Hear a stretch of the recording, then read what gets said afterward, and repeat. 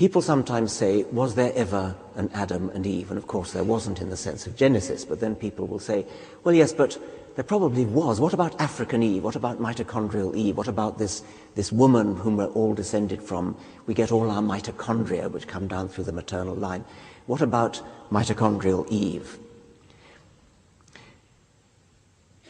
There is empirical genetic evidence that a woman did indeed live in Africa something over 100,000 years ago, who gave us, all of us, our mitochondria that we inherited from our mother, from our maternal grandmother, our maternal great-grandmother, and so on. That's empirical work. The point I want to make now, though, is that it is logically necessary that there had to be such a woman. It's nice that we've got the empirical evidence, but actually, from the depths of your armchair, you could have concluded that, yes, there has to be a woman from whom we are all descended, from whom we get all our mitochondria. I'm going to distinguish three different individuals: mitochondrial Eve, Y chromosome Adam, and our most recent common ancestor. And all three of those necessarily had to exist, although we don't necessarily know when or where. Our most recent common ancestor is the individual from whom all of us are descended most recently. And I can prove to you, by the mathematical technique of reductio ad absurdum, that there had to be such an individual. In fact, I can prove something rather more striking than that, which is that if you go back sufficiently far in time, in a time machine, you will find that every individual you meet, as you open the door of your time machine and get out, every individual you meet is either the ancestor of all living humans or of none of them. There are no intermediates between them. That's a rather remarkable fact, and I can prove it to you without ever leaving the armchair. Or conversely, going forwards, we can say that of all of us in this room, if we go sufficiently far forward in time and look at humans in the remote future, there are some of us in this room who will be the ancestor of everyone alive, and there are others of us in this room who will be the ancestor of nobody alive. And there are no intermediates. It's either everybody or nobody. Isn't that a striking thought? Is it a striking thought? Yeah.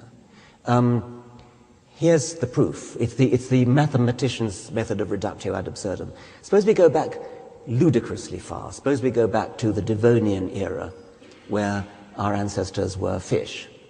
And so I can trace my ancestry back to a fish, and so can you. My fish has got to be your fish.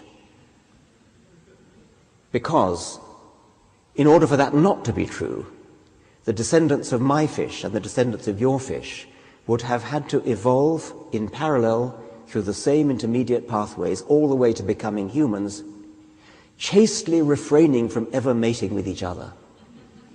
That's the only way in which it could be true that my fish is different from your fish. So there has to be a fish which is the ancestor of every human, and there are other fish which are maybe its contemporaries, who are the ancestors of none. Now, it's easy to see that that's true if you go back as far as a fish. We don't have to go back nearly that far. We only have to go back, then it becomes a matter of more detailed calculation and actual empirical measurement to say how far we have to go until we find an individual who is the most recent common ancestor of every single one of us in the world today. And that individual probably lived a matter of a few tens of thousands of years ago. That is not mitochondrial Eve. Mitochondrial Eve is our most recent common ancestor in the female line, because mitochondria only go down the female line. Mitochondrial Eve lived earlier than our most recent common ancestor, because there are so many more ways of being an ancestor than just the maternal line. You can be an ancestor by going father, grandmother, great-grandfather, great-great-grandfather, great-great-great-grandmother, and so on. There are millions of different ways of being an ancestor. And so obviously, given all possible ways of being an ancestor, our most recent common ancestor has to be a more recent one than mitochondrial Eve, since mitochondrial Eve is the most recent ancestor down only one pathway, this trickle of genes down the right-hand end of the family tree. Similarly, Y chromosome Adam. All males have a Y chromosome, no females do. All males get their Y chromosome from their father, their paternal grandfather, their paternal great-grandfather, and so on. Once again, the trickle from the left-hand end of the family tree. So Y chromosome Adam has to be another one who is earlier than our most recent common ancestor. But Y chromosome Adam, by a totally different line of reasoning, probably lived more recently than mitochondrial Eve. And certainly Y chromosome Adam never met mitochondrial Eve.